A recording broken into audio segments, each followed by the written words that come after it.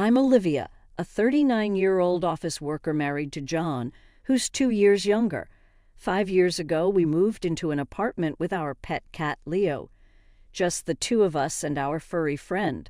I guess it's something to say, but I hold a higher position in the company. Actually, my husband, who works at the same company, is also one of my subordinates. Even though we're a married couple, there's a hierarchy at work. But at home, I try to respect him as my husband. Or maybe not. I can't deny that I've tended to lead since we were dating. After all, I was the one who proposed. We'd been together for several years, but John, probably because I was his boss, hesitated to marry.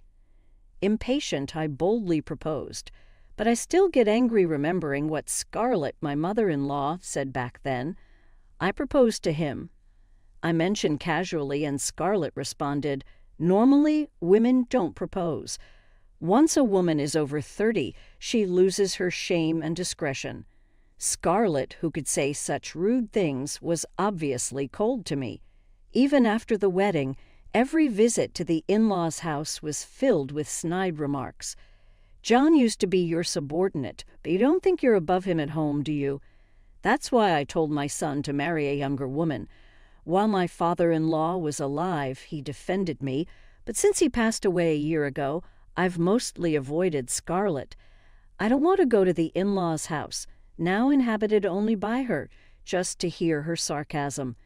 If Scarlett needs care in the future, I'll have to reconsider, but I'm not really worried about that. We've always been a dual-income couple, and the apartment is mine, so no rent. My salary alone covers our living expenses, so we save all of John's income. If necessary, I can afford to put Scarlett in a care facility. We don't have kids, and if we keep working until retirement, we'll receive a decent pension. Then I can spend a relaxed retirement with John and our cat Leo. I was satisfied with my life plan, but life can bring unexpected turns. I was feeling a bit off lately, and to my surprise, I found out I'm pregnant. Given my age, I had given up on having children. I thought of Leo as our child and was content with that. But realizing I was pregnant made me see I was just putting on a brave face. I actually wanted a child, but I suppressed those feelings, focusing on a career-oriented life. And now, 5 years into our marriage, I'm pregnant. It feels like a reward from God for all my hard work. I'm happy, of course. I intend to have the baby. I immediately discussed it with my company and switched to a less strenuous role. I moved to a different department for my husband, separating us at work. It's a bit lonely, but I can't keep up with the travel and meetings of my previous role. With the change in my job came another issue. My salary dropped. Switching to internal duties and reducing overtime made it inevitable. But John seemed concerned about it. A salary drop. That's tough. But we have savings and my salary will be partially compensated. Plus, we're having a baby. We need to shift our focus to baby-centered living. Thus began our new life. With the change to internal duties, I could work remotely more freely. It helped me through tough morning sickness and will make returning to work easier after the baby. But as I shifted to remote work, John started coming home late. He'd also began working more weekends. His job had always involved some weekend work and travel. He used to take compensatory time off for weekend work, but now he didn't.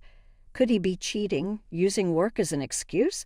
Could he be meeting another woman? That's why he's not taking time off. Suspecting infidelity, I swallowed my pride and contacted colleagues from our old department to see if there was another woman. But it seems there's no other woman in his life. My husband doesn't drink, so it's unlikely he's enamored with a woman from a bar. But maybe infidelity would have been better than the actual truth. What I discovered was far worse than an affair. It all started with a phone call.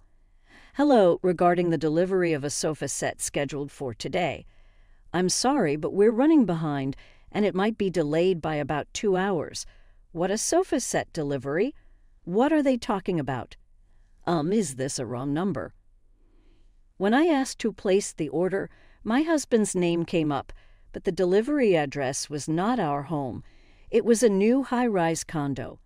I assumed it was a mix-up with someone else who had the same name and had moved into the high-rise. It seems you have the wrong number. Anyway, it's not for us. I hung up, not giving it a second thought. That evening, when my usually punctual husband returned home late, I casually mentioned, "It seems the new high-rise condos are being occupied. I got a call about a sofa delivery delay today. Someone with the same name as you.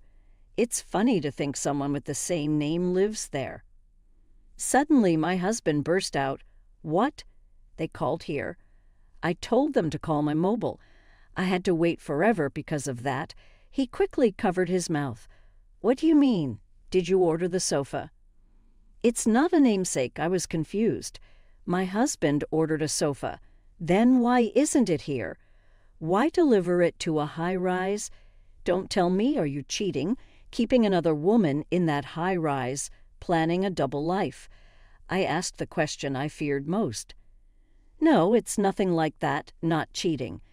Then why deliver a sofa to a high-rise apartment? Planning to sit there with your mistress, cozying up on a new sofa. Unforgivable. No, I would never cozy up with Mom. Mom, what does that mean? Is he referring to Scarlett? I was more confused. After persistent questioning, my husband confessed he had secretly bought a high-rise apartment for Scarlett. His late returns and weekend works were all preparations for the move. You know, living alone in a house is hard for Mom. A condo is easier, no stairs, better for the elderly. It's a rental, so instead of paying rent, I thought it's better to just buy it. How did you pay for it? I used my savings for the down payment on the condo. What? His savings, but really it was our joint savings. I covered living expenses while his salary went into savings.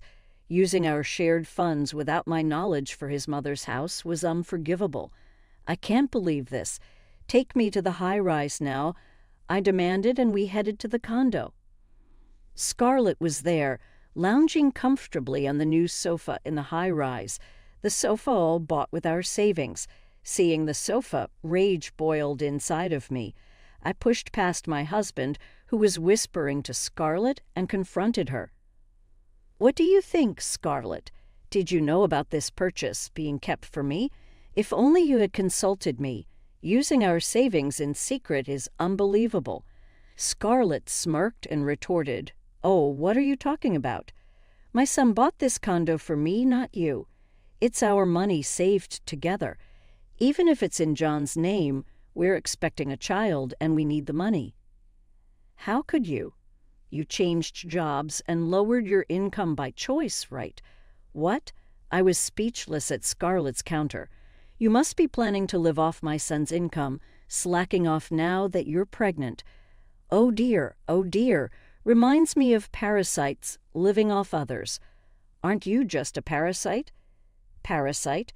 My income decreased, but I didn't lose it completely. Being compared to a parasite was outrageous. Even if I quit my job to be a stay-at-home mom, does that make a wife reliant on a household and child care a parasite? What an insult. Then doesn't that make you the same? You've been a housewife since father-in-law was alive." I just asked the obvious, but Scarlett couldn't retort. Having hit the nail on the head, that's when my husband interjected. "Stop it. Hey, I thought he was reprimanding Scarlett for her rudeness, but surprisingly he turned on me. See, that's what I hate. Always trying to win an argument, acting like you're always right, both at home and at work. I'm sick of being bossed around by you everywhere. To me, Mom was the only comfort. You understand why I'd want to give her a better life, right? All this because you look down on me at home with your boss attitude. I thought I had been respecting him as much as possible at home. One reason I requested a transfer at work was to end our boss-subordinate relationship, partly due to my pregnancy. Unaware of my feelings, the two of them took this chance to blame me. I won't return home anymore. I'll stay with Mom. Once the baby's born, you'll be busy with the child anyway, and I need someone to take care of me. So that's his true motive. Afraid of being neglected after the baby's arrival and possibly facing more chores, he seeks refuge with his mother. Right? A wife who can't take care of her husband and leeches off his income is useless. I'll live in the shiny high-rise with John. The parasite can leave. Her words made me tremble with anger, yet a part of me felt eerily calm. A small voice inside me whispered, "Know your place, you two. Do you have any idea what's coming? Be prepared." But what I said was different. All right, let's get divorced. My straightforward acceptance of divorce surprised both my husband and Scarlett. Sure. To my husband's dumbfounded question, I calmly replied, "Yes, it's fine. That's what you want, right?" "Well, yes," my husband grumbled. He was indecisive as ever in work and personal life. Once a decision is made, you just push forward. That's how I've always handled my work. The same thing happened this time. Once I decided on divorce, I was determined to go through with it. "I'll take care of the child after it's born, all right?" Scarlett snorted in response, instead of my husband, "Like I'd want a child from your womb." My husband seemed to agree. "Well, I didn't particularly want it anyway. Better for you to take care of it." "Is that so? Then we'll proceed with that. I'll prepare the divorce papers soon. Please move out of the apartment as quickly as possible." My husband seemed relieved by my swift, non-emotional handling of the situation. "Thanks. You're reliable as always. A smooth divorce, huh?" I just smiled, saying nothing. A smooth divorce? Hardly. They'll see soon enough. My husband and I returned to the apartment together. I wished he'd stayed at Scarlett's high-rise, but without his belongings, he couldn't go to work the next day. I endured it, knowing it was only for a few more days. Relieved about the amicable divorce, he packed his things in the apartment we shared as a couple, occasionally bothering our cat Leo, who snubbed him. He even tried to make a move on me in the bedroom. "Hey, you're in the safe period now, right? For old time's sake." Outrageous. How dare he approach me now for old time's sake? Oh, of course, I refused, throwing him out of bed. It took him 2 weeks to pack everything into boxes. He could have been more efficient, but I let him take his time without saying a word, just watching. The longer it took for him to move out, the more convenient it was for me. But today finally was my husband's moving day. All the boxes were loaded onto the moving truck, and as it drove away, my husband turned to me. "Well, I'm going. Thanks for everything," he said awkwardly, showing gratitude. "Thank you, too. Actually, I have a present for you." "Really?" "Yes, something you've been wanting. The divorce papers." His face, initially hopeful at the mention of a present, fell at the mention of divorce papers. Such a transparent man. Just wait a minute. I retrieved the envelope with the papers from the cupboard and handed it to him. "Here you go." "Thanks. So I just sign this and submit it to the office, right? Who will be the witness, like we had for the marriage certificate?" "Oh, someone agreed to be a witness. It's all arranged." Check inside the envelope. They'll contact you." When my husband looked inside the envelope, he was surprised. My husband was to find a lawyer's business card inside. The divorce papers were there too, but unsigned by me. Why is there a lawyer's card? Well, during these 2 weeks, I found and contacted a lawyer. A smooth divorce, wasn't it? That's what you said, right? What did I ever say? Smooth divorce. No, I didn't. That was just his wishful thinking. I feigned retreat to prepare my trap. What woman would calmly accept her spouse squandering their assets, especially with a child on the way? And protecting our child's rights. And just so you know, the baby is undoubtedly yours. I'm willing to do a DNA test if you doubt it. Thanks to your slow packing, I had plenty of time to find a good lawyer. Typically, in a collaborative divorce, the lawyer fills out the witness section, and it doesn't cost extra. Convenient, right? The truth is, I'm paying a substantial fee for the lawyer. It's only natural they do a bit of paperwork for me, but he doesn't need to know that. Why haven't you signed the divorce papers? Recovering from the shock of the lawyer's card, he was surprised again to see my signature missing. You could have signed your part already. I laughed at him. I couldn't possibly do something that risky. Not when we haven't settled the distribution of property, compensation in divorce court, and child support. If I signed now, the divorce could be finalized without my consent. Distribution of property. Since I used most of my salary for living expenses, half of your 5-year salary, about 2.5 years' worth, seems fair, doesn't it? I casually threw these figures at him. Your annual income is $40,000, right? Lower than mine, but that's $200,000 over 4 years. So $100,000 for property division.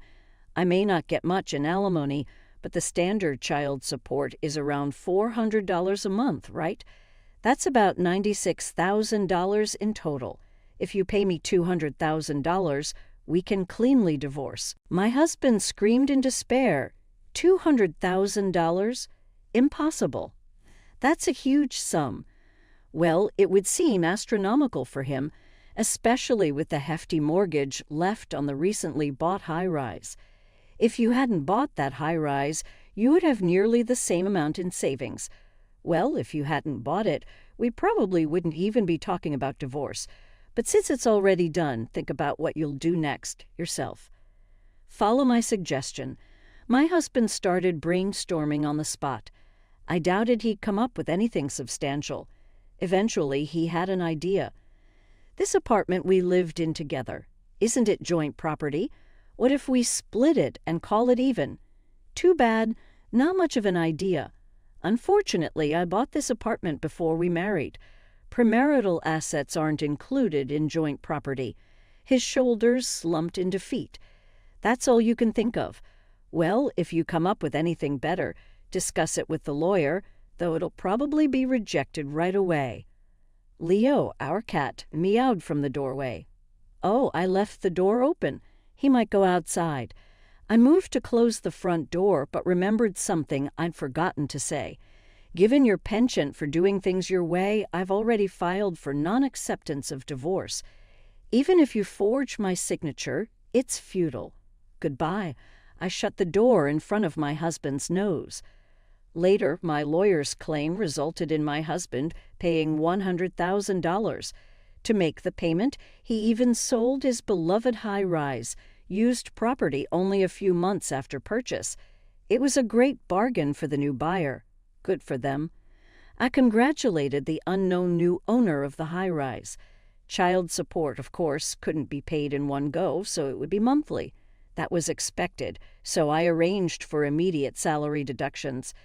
If payments were delayed, working at the same company makes this convenient. The benefits of an office marriage, the backdoor version. I guess I'm calmly working remotely, rubbing my growing belly, gazing into the distance from my apartment's balcony. Beyond those mountains is the shabby nursing home where Scarlett lives. Once my child is born and things settle, I plan to return to work and do my best as a working mom. Ah, the baby just kicked a little on the right side.